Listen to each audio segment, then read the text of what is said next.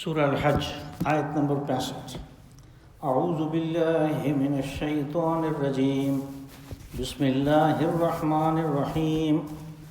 الم تر ان اللہ سخر لکم ما فی الارض والفلک تجری فی البحر بامرہ وَيُمْسِكُ السَّمَاءَ أَن تَقَعَ عَلَى الْأَرْضِ إِلَّا بِإِذْنِهِ إِنَّ اللَّهَ بِالنَّاسِ لَرَءُوفٌ رَحِيمٌ وَهُوَ الَّذِي أَحْيَاكُمْ ثُمَّ يُمِيتُكُمْ ثُمَّ يُحْيِيكُمْ إِنَّ الْإِنسَانَ لَكَفُورٌ لِكُلِّ أُمَّةٍ جَعَلْنَا مَنْسَكًا هُمْ نَاسِكُوهُ فَلَا يُنَازِعُنَّكَ فِي الْأَمْرِ وَادْعُ إِلَى رَبِّكَ إِنَّكَ لَعَلَىٰ هُدًى مُسْتَقِيمٍ وَإِنْ جَادَلُوكَ فَقُلِ اللَّهُ أَعْلَمُ بِمَا تَعْمَلُونَ اللَّهُ يَحْكُمُ بَيْنَكُمْ يَوْمَ الْقِيَامَةِ فِيمَا كُنْتُمْ فِيهِ تَخْتَلِفُونَ أَلَمْ تَعْلَمْ أَنَّ اللَّهَ يَعْلَمُ مَا فِي السَّمَاءِ وَالْأَرْضِ إِنَّ ذَلِكَ فِي كِتَابٍ إِنَّ ذَلِكَ عَلَى اللَّهِ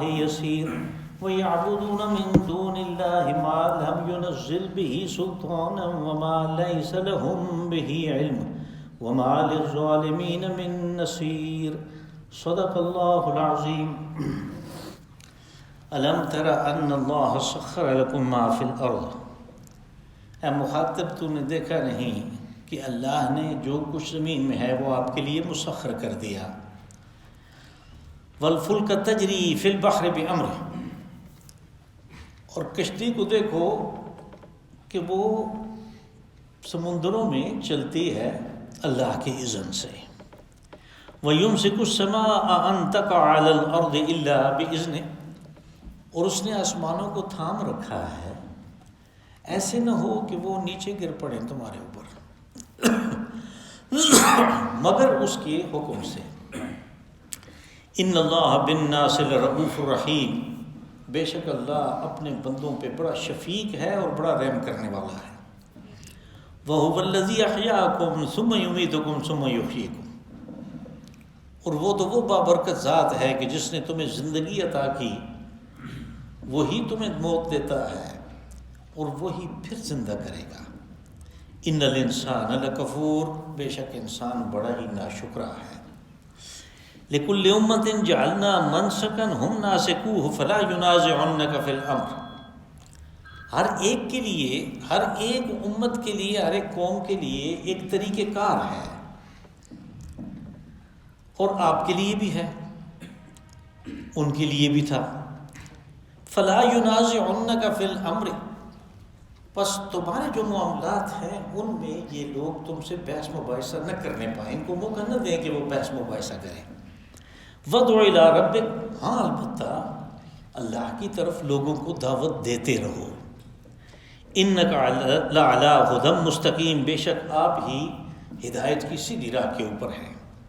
وَإِن جَادَلُوكَ فَقُلِ اللَّهُ أَعْلَمُ بِمَا تَعْمَلُونَ، اور اگر وہ جھگڑا کرنے کی کوشش کریں تو آپ ان کو چھوڑ دیں، کہیں کہ اللہ بہتر جانتا ہے جو کچھ تم کر رہے ہو۔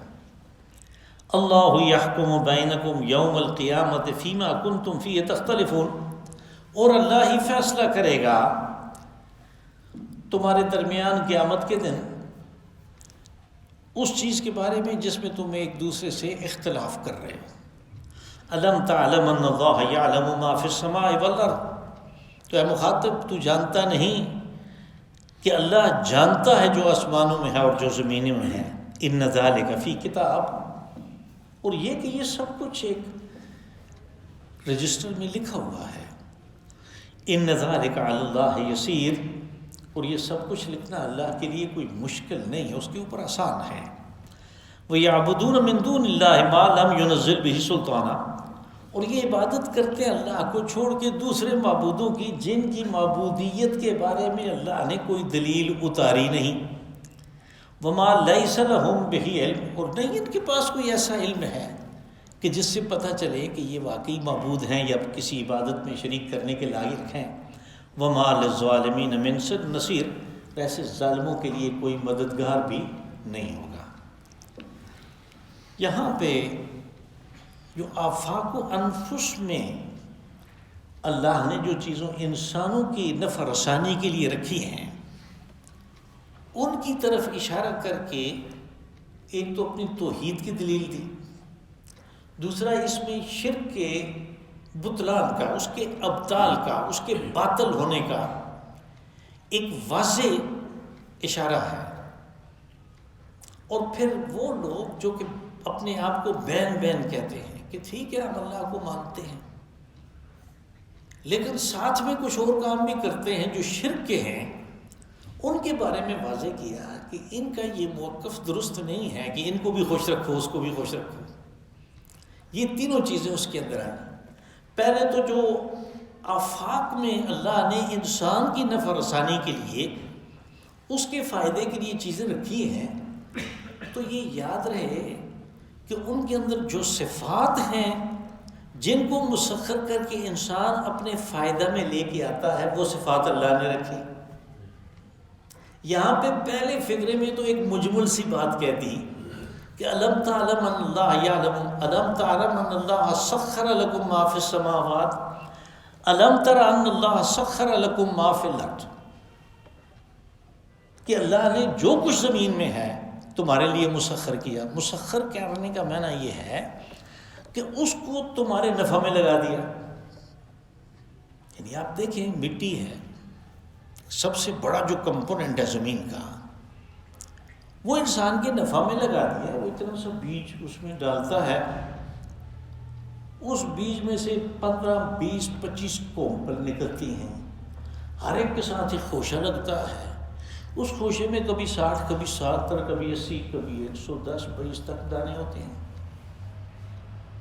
تو پھر وہ جو 20 کونپلیں تھیں ان میں کتنے دانے ہوئے؟ تو یہ اللہ نے صفت زمین کے اندر رکھی، اس سے اصل میں انسان فائدہ اٹھاتا ہے۔ تو فائدہ اٹھانے کے لیے اس نے جو کام کرنا ہوتا ہے وہ کام کچھ بھی نہیں ہے۔ اگر زمین میں وہ صفت نہ ہوتی جو اللہ نے رکھی ہے تو یہ ایک کے 500 700 800 دانے ایک دانے سے حاصل نہیں کر سکتا تھا۔ بس اس نے زمین کو انسان کی نفع رسانی کے لیے، اس کے فائدے کے لیے مسخر کر دیا کہ یہ جب بھی کام کرے، محنت کرے، اس کی میں ہل ڈال جوتے، اس میں کھاد ڈالے، اس میں پانی ڈالے اور ایک دانہ ڈالے، اس کو دینا، اس کو 1 کے 500 دینا، 600 دینا، 700 دینا۔ یہ صفت اللہ نے اس کے اندر کی، اس کی طرف اشارہ کیا۔ پھر اس سے بھی زیادہ آسان اس بات کو سمجھنے کے لیے پانی کی مثال دے دی۔ کہا کہ دیکھو کشتی پانی میں چلتی ہے، لیکن تم ایک سوئی بھی پانی میں ڈالو تو وہ ڈوب جاتی ہے۔ اب پانی کے اندر اللہ نے ایک صفت رکھی تھی، اور وہ صفت تھی کہ اس کے اندر ایک اچھال پائی جاتی ہے، اس کو سائنس کی زبان میں کہتے ہیں بوئنسی۔ اور وہ اچھال یہ ہے کہ جب بھی آپ کوئی بھی چیز پانی میں ڈالیں اس کا وزن کچھ کم ہو جاتا ہے۔ وہ کتنا کم ہوتا ہے؟ جتنا پانی اس نے ہٹایا، جتنا اس کا اپنا حجم ہے، اتنے حجم کے پانی کے برابر اس کا وزن کم ہو جاتا ہے۔ یہ صفت اللہ نے رکھی۔ اب اس صفت سے فائدہ اٹھا کے انسان نے کشتی بنائی کہ اس کا ایک حصہ پانی کے اندر ہوتا ہے، اور جتنا پانی وہ ڈسپلیس کرتا ہے وہ کشتی کے سارے وزن کے برابر ہے۔ بس کشتی ادھر جا کے رک جاتی ہے، وہ مزید ڈوبتی نہیں ہے۔ اس طرح ہزاروں ٹن وزنی، بلکہ اگر میں لاکھوں کہوں تو پھر بھی ٹھیک ہے، کیونکہ بعض جہاز جب لوڈ کیے ہوئے ہوتے ہیں تو ان کا وزن لاکھوں میں ہوتا ہے۔ تو وہ لاکھوں ٹن وزنی جہاز جو ہے وہ پانی میں نہیں ڈوبتا۔ انسان کے لیے کتنا بڑا فائدہ ہے کہ پھر وہ اپنے جو فالتو چیزیں تھیں جو ادروائز بالکل گل سڑ جاتی، خراب جاتی، ان کو وہ اس جہاز میں لے کر دوسرے جگہوں پہ چلا جاتا ہے جہاں ان کی سخت ضرورت ہے اور وہ ادھر پیدا نہیں ہوتی۔ واپسی پہ وہاں سے وہ چیزیں لے آتا ہے جو ادھر چاہیے، ادھر پیدا نہیں ہوتی۔ اور اس طرح انسانوں کی ساری ضروریات کو پورا کرنے کا انتظام اللہ نے جو کیا، اس میں پیداوار اور یہ رسل و رسائل کا قدیم تاریخی طریقہ بھی آ گیا۔ کہ آپ اس کے ذریعے سے کر سکتے ہیں. اس کو مٹی کو انسان کے نفع کے لیے بنا دیا، پانی کو بھی بنا دیا. اور زمین کیا ہے؟ زمین پانی اور مٹی ہے، یعنی یا خشکی ہے یا تری ہے. یہ دونوں چیزیں انسان کی نفع رسانی کے لیے اس نے مسخر کر دی.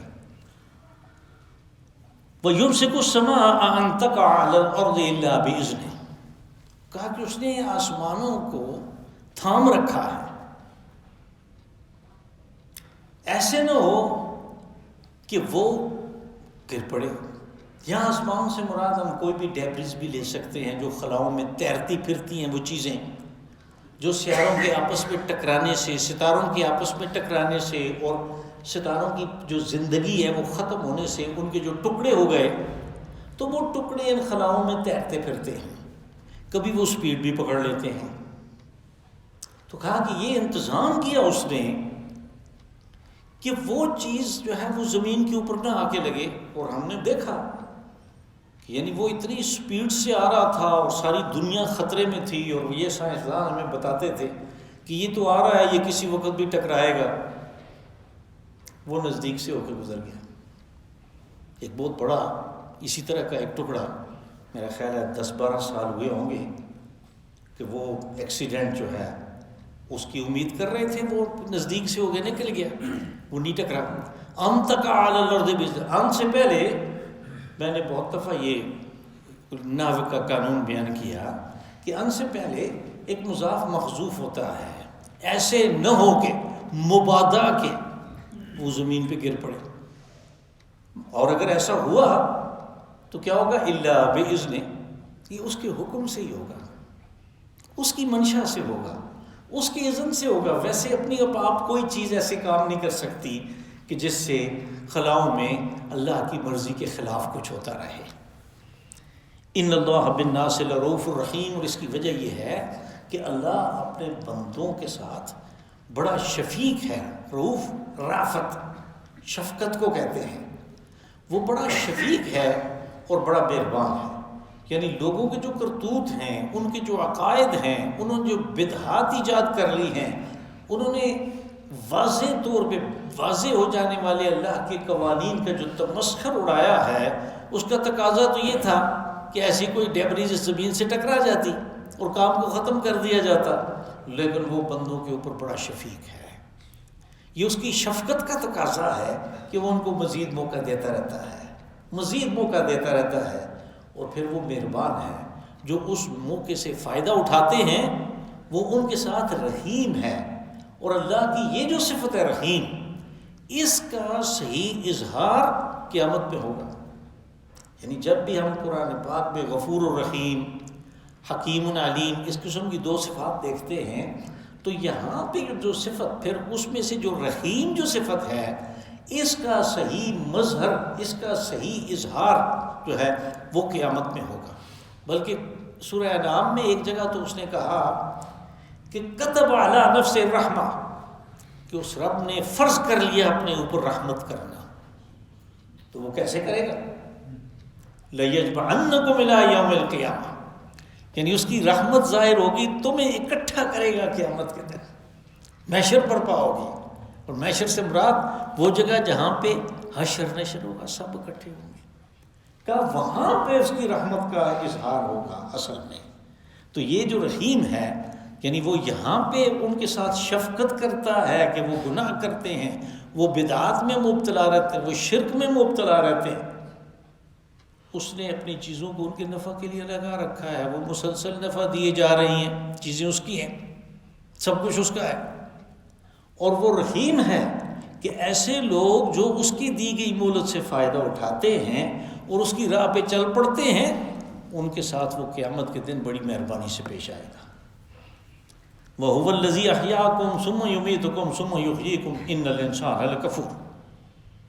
اس آیت مبارکہ میں اس بات کو واضح کیا کہ لوگوں کے ذہنوں میں ایک سوال اٹھتا ہے کہ وہ لوگ جو اسی طرح دندناتے پھرتے رہے، عیاشیاں کرتے رہے، ان کے پاس دولت کی فراوانی کی ساری عیاشیاں ان کے پاس تھیں، لیکن انہوں نے اللہ کا ایک حکم بھی نہیں مانا، ساری زندگی شرک میں مبتلا رہے اور مر گئے. اب ان کو تو کچھ بھی نہیں ہوا، وہ تو جیسے لوگوں کو کہہ رہے تھے ویسے ہی ہوا کہ یشیاں کرتے کرتے بالآخر مر گئے۔ کہا کہ یہ کام ختم نہیں ہوا ان کے مرنے سے، اللہ نے تو یہ انتظام کر رکھا ہے کہ اس نے پہلے تمہیں زندگی دی، احیاکم، تمہیں حیات دی، تمہیں زندگی دی، ثم یمیتکم ثم یحییکم، پھر وہ مارتا ہے اور کام ختم نہیں ہو جاتا، ثم یحییکم، پھر وہ تمہیں زندہ کرے گا، پھر اٹھائے گا، پھر زندگی دے گا، تو پھر فیصلہ کر لے گا۔ یعنی وہ لوگ جو بغیر عذاب کا مزہ چکھے اس دنیا سے چلے گئے، وہ یہ نہ سمجھیں، اور ان کے پچھلے یہ نہ سمجھیں کہ ان کو تو کچھ نہیں ہوا، نہیں، وہ ادھر ہی تو گئے ہیں اور وہاں پہ اصل فیصلہ ہوگا۔ تو وہاں پہ فیصلہ ہوگا تو اس نے کہا ہوا ہے کہ میں ایسے لوگوں کے ساتھ کیا کروں گا، کس قسم کا فیصلہ کروں گا۔ پھر اس کی ان سب یعنی چیزوں کی علت بتا دی، اس کی اصل وجہ بتا دی کہ ان الانسان لکفور، کہ آدمی جو شرک میں مبتلا ہوتا ہے، جو بدعات ایجاد کرتا ہے، جو اپنی طرف سے بہت ساری چیزیں گھڑ لیتا ہے، اللہ کے اوپر جو افطرا باندھتا ہے، اس کی اصل وجہ یہ ہے کہ اللہ نے تو سب کچھ دیا، سب چیزوں کو اس کے نفع کے لیے مسخر کیا، لیکن یہ کرتا کیا ہے؟ یہ ناشکرا ہے، یہ گن کسی اور کے گاتا ہے، یہ ترانے کسی اور کے پڑھتا ہے۔ یہ اصل علت ہے ان سب چیزوں میں مبتلا رہنے کی کہ ان الانسان لکفور۔ اگر وہ صحیح یعنی ان پردوں کو وہ چاک کرے، ان پردوں کو ہٹا دے جو درمیان میں واسطہ کا کام دیتے ہیں اور پردے ہیں، تو ان کو نظر آئے گا کہ جو کچھ چیز نفع دے رہی ہے، نقصان دے رہی ہے، وہ اللہ کے حکم، اس کی مشیت اور اس کی عزت سے ہو رہا ہے۔ پھر یہ اللہ کے ساتھ رابطہ کرے گا، لیکن جب تک یہ اس درمیانے واسطے کو، اس پردے کو پوجتا رہے گا، اس وقت تک صحیح حقیقت تک پہنچ نہیں سکتا۔ لِكُلِّ أُمَّةٍ جَعَلْنَا مَنْسَكًا هُمْ نَاسِكُوهُ فَلَا يُنَازِعُنَّكَ فِي الْأَمْرِ وَادْعُ إِلَىٰ رَبِّكَ۔ اب ایک اصولی بات اللہ نے بیان کی، منسک کہتے ہیں طریقہ عبادت کو، اور اس میں وہ ساری عبادات اور ان کے جو رسوم ہیں وہ آ جاتے ہیں۔ کہا کہ ہر امت کے لیے ہم نے ایک طریقہ عبادت رکھا ہے، وہ اس کے مطابق چلتے ہیں۔ یہاں پہ اشارہ ہے یہود و نصارہ کی طرف کہ مسلمانوں کو جب عبادات عطا کی گئی، جیسے نماز ہے، جیسے روزہ ہے، جیسے حج ہے، یہ سب عبادات ہیں، تو یہ ساری کی ساری عبادات پہلے بھی تھیں، لیکن ان کا طریقہ اور تھا۔ اب مثال کے طور پہ سمجھنے کے لیے ہم دیکھ لیں روزہ۔ یہود کیا روزہ فرض تھا؟ وہ تو 40 روزے تھے، وہ روزے 40 تھے، مسلمانوں کے 30 یا 29 ہو گئے۔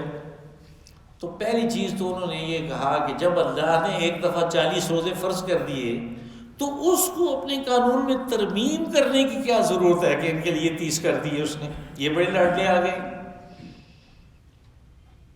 پھر ان کا روزہ، جیسے یہ بات تو پہلے بڑی وضاحت سے ہو چکی کہ ان کا روزہ اس وقت گھڑیاں تو تھی نہیں، تو وہ ان کا روزہ تو تھا، وہ 8 پیر جو ہیں ان 24 گھنٹوں کے، لوگوں نے 8 پیر بنائے ہوئے تھے۔ یہیں سے یہ لفظ ہم کہتے ہیں نا، یہ 2 پیر ہے، یہ 6 پیر ہے، تو ان 8 پیر میں سے 7 پیر کا روزہ ہوتا تھا۔ صرف 1 پیر ان کو ملتا تھا افطار کے لیے۔ اس میں بھی یہ قانون تھا کہ اگر اس میں کسی کی آنکھ لگ گئی اس کا روزہ شروع ہو گیا، اگلا روزہ شروع ہو گیا۔ مسلمانوں کے لیے اس نے ترمیم کر دی، ہمارے لیے اس نے ترمیم کر دی۔ قرآن پاک میں یہ بات آئی کہ پھر اس کو تم یعنی صبح صادق سے اس کو رکھو اور غروب آفتاب پہ اس کو افطار کر دو۔ اب یہ موسم کے لحاظ سے کبھی آدھا دن ہوتا ہے، کبھی آدھے دن سے کچھ زیادہ ہوتا ہے، لیکن اس یہودی کے روزے سے بہت کم ہے۔ تو انہوں نے کہا کہ یہ کس قسم کا اللہ کا قانون ہے کہ ہمیں اس نے قانون دیا، ان کو جو اس نے اور کر دیا، یہ غلط کہتے ہیں، یہ ہے ہی نہیں، اصل وہی ہے۔ اب اللہ نے یہ ترمیم اس لیے کی، اس کو ترمیم کی ضرورت اس لیے پڑتی ہے کہ جب تمدن معاشرہ ترقی کرتا ہے، لوگوں کی خوراک تبدیل ہوتی ہے، لوگوں کی عادات تبدیل ہوتی ہیں، تو ان کے ساتھ ساتھ ان کی جو صحت ہے، ان کی جو مشقت برداشت کرنے کی قوت ہے، اس میں بھی تبدیلی آتی ہے۔ اس لیے اللہ کے قانون میں جو رسومات ہیں عبادت کے، جو اسپرچولس ہیں، ان کے اندر تبدیلی آتی رہتی ہے، اور وہ لوگوں کے فائدے کے لیے ہے۔ یہاں پہ اس چیز کو واضح کیا کہ یہ جو یہود و نصارہ بہت زیادہ شور کرتے ہیں کہ انہوں نے یہ اپنی طرف سے کچھ بنا لیا اور اس کو آسان کر لیا ہے، ایسے نہیں ہے، قانون وہی ہے اللہ کا۔ کہا ہر امت کے لیے ایک طریقہ عبادت ہے، لِكُلِّ أُمَّةٍ جَعَلْنَا مَنْسَكًا هُمْ نَاسِكُوهُ، وہ اس کے اوپر چلتے ہیں۔ فَلَا يُنَازِعُنَّكَ فِي الْأَمْرِ، جہاں تک آپ کے معاملے کا تعلق ہے، آپ ان کو موقع ہی نہ دیں کہ یہ بحث کریں اس کے اوپر، اس کے اوپر کوئی بحث ہو ہی نہیں سکتی۔ مسلمانوں کے لیے یہ واضح ہے کہ 5 نمازیں ہیں، ان میں اتنی رکعتیں ہیں، اور اس طرح اس کو ادا کرنا ہے، یہ اس کے اوقات ہیں، یہ اس کی شرائط ہیں، یہ اس کے فرائض ہیں، یہ اس کے سنت ہیں، یہ اس کے واجبات ہیں، وہ سارا ان کے لیے واضح ہے۔ تو آپ کو ان میں بحث کرنے کی کیا ضرورت ہے؟ آپ اس بحث میں پڑیں گی۔ فلا ينازعنک فی الامر، یعنی ان معاملات میں وہ آپ کے ساتھ تنازع، بحث مباحثہ، جھگڑا نہ کرنے پائیں۔ مطلب یہ ہے کہ آپ ان کو موقع ہی نہ دیں اس بات کا۔ وَإِن وَدُعُ إِلَىٰ رَبِّكَ، ہاں البتہ کوئی آدمی بحث مباحثے کے لیے آتا ہے تو آپ کا جو اصل کام ہے کہ اس کو اپنے رب کی طرف دعوت دینا، اس کو نہ چھوڑے، وہ کرتے رہے۔ إِنَّكَ لَعَلَىٰ هُدًى مُسْتَقِيمٍ، جہاں تک آپ کے طریقہ عبادت کا تعلق ہے، آپ سیدھے راستے کے اوپر ہیں۔ آپ چونکہ رسول اللہ صلی اللہ علیہ وسلم امت کو جو سکھاتے ہیں وہی ہے جو آپ کو بتایا جاتا ہے، اس کے مطابق ہے۔ اب اس کی مثال کے طور پہ ہمارے اوقات نماز ہیں کہ کیسے متعین ہوئے کہ جبرائیل امین آئے صبح کے وقت، رسول اللہ صلی اللہ علیہ وسلم کو ساتھ لیا اور باہر نکلے میدان میں۔ جب صبح صادق ہوئی تو انہوں نے کہا کہ صبح کی نماز کا وقت شروع ہو گیا ہے۔ صبح صادق یہ وہی وقت ہے جب ہم اذان دیتے ہیں۔ اذان دینا تو وہ کس وقت دیتا ہے، کس وقت اس کے اوپر لکھا ہوا ہے صبح صادق کس وقت شروع ہوتی ہے۔ تو انہوں نے کہا کہ صبح کی نماز کا وقت شروع ہو گیا۔ حضور صلی اللہ علیہ وسلم سمجھ گئے کہ یہ صبح وقت شروع ہو جاتا ہے۔ اسی طرح زور کا وقت شروع ہونے کا آپ نے بتا دیا، عصر کا وقت شروع ہونے کا آپ نے بتا دیا، مغرب کا بتا دیا، عشاء کا بتا دیا۔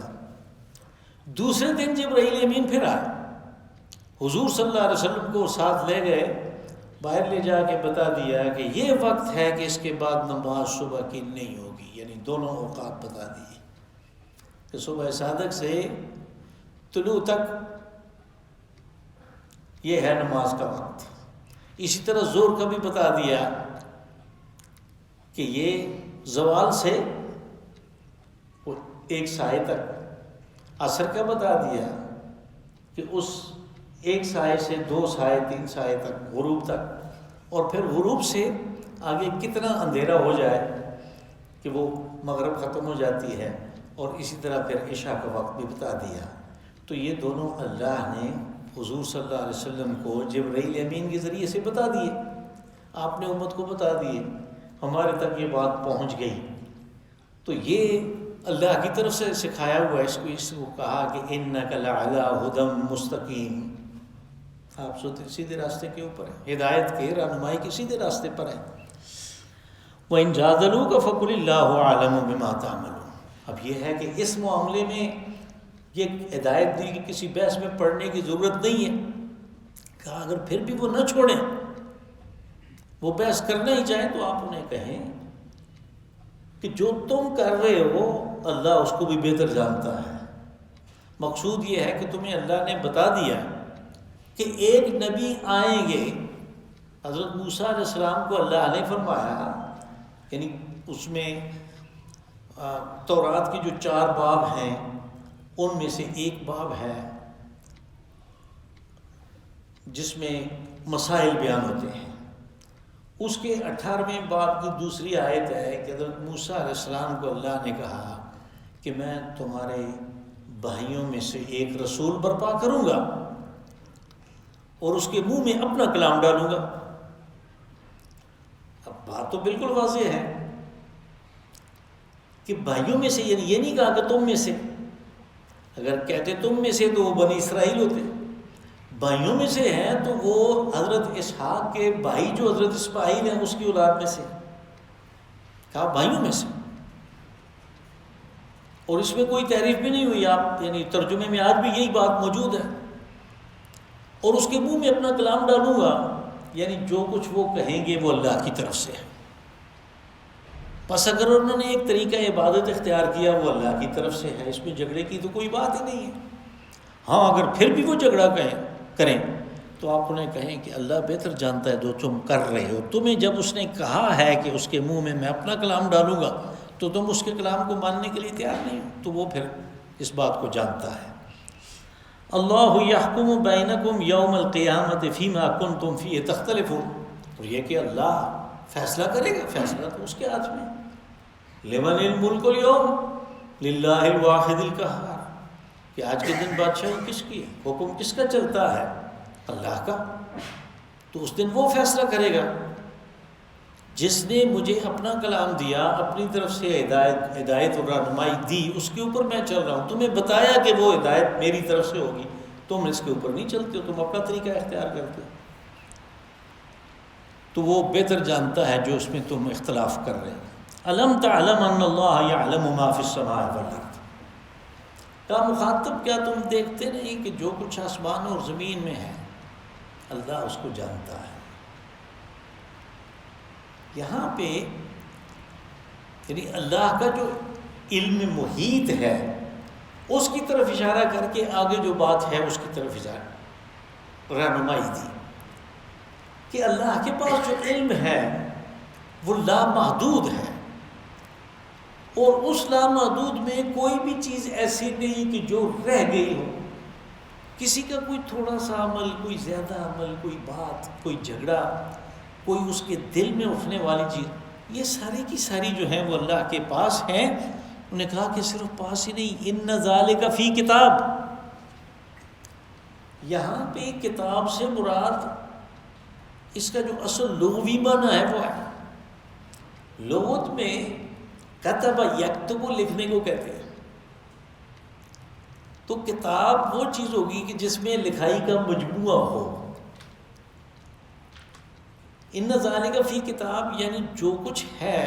اس نے کہا میں جانتا ہوں، لیکن میں نے اپنے پاس یہ صرف ویسے ہی نہیں رکھ چھوڑا، بلکہ یہ لکھا ہوا ہے اس رجسٹر میں، اس بڑے رجسٹر میں.